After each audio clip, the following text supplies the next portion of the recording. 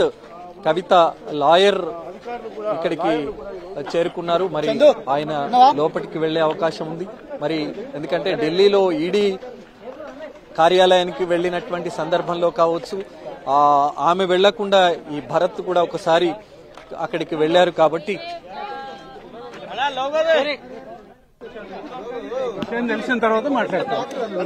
భరత్ గారు ఈడీ అధికారులు వస్తారన్న ఇప్పుడు ఏమీ మాట్లాడలేను. నేను విషయం నేను ఇప్పుడు వారిని కలిసే ప్రయత్నం చేస్తాను.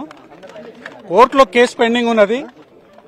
తర్వాత కోర్టులో ఈడీ అండర్టేకింగ్ ఇచ్చింది. కోర్టు హీరింగ్ అయ్యే వరకు కూడా మేము ఏ రకమైన కోయర్సివ్ స్టెప్స్ తీసుకోమని అండర్టేకింగ్ ఇచ్చింది. అది ఉన్న తర్వాత కూడా ఇవాళ ఈడీ అధికారులు ఇక్కడికి వచ్చినారని అంటే విషయం ఏందో తెలుసుకోకుండా మీ ముందు నేను మాట్లాడలేదు. అంటే ఈ ఈడీ అధికారులు వచ్చే విషయం ముందు మీకు ఇంతకన్నా ఎక్కువ ఏం మాట్లాడలేదు. ఇంతకన్నా ఎక్కువ ఏం మాట్లాడలేదు. నాకేం తెలుస్తుందండి? ప్లీజ్ నాకు ఐ హ్యావ్ లిమిటేషన్స్.